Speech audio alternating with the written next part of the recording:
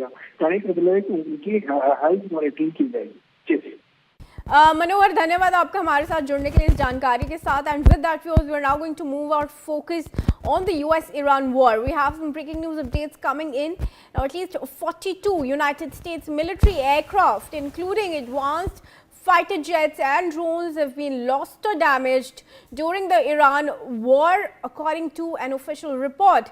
The Congressional Research Service report states that these losses include F-15s, F-35s and MQ-9 Reaper drones, among others.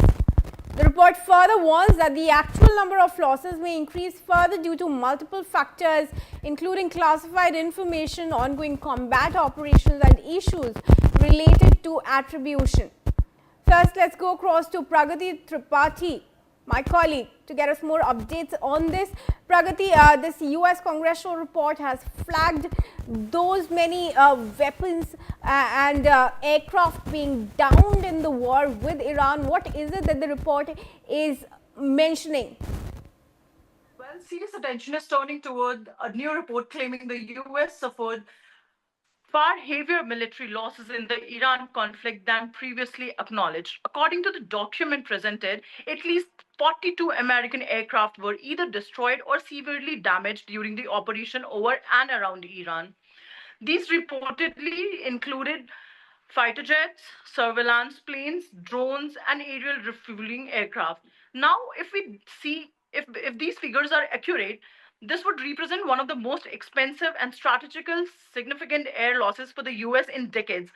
The report suggests Iran's lead air defense systems, including radar guided missiles and electronic warfare capabilities, may have been far more effective than initially believed. Well, military experts say losing advanced aircraft is not just about money, it is also about affects operational confidence and long-term combat readiness.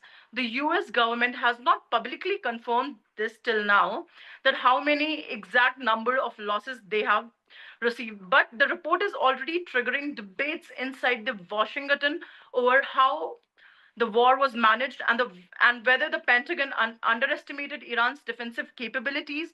The findings could also reshape future US military planning in the Middle East. Over to you. All right, thank you, Pragati, for bringing us that update. I request you to stay on with me. Viewers, in fact, now let's take a look at the US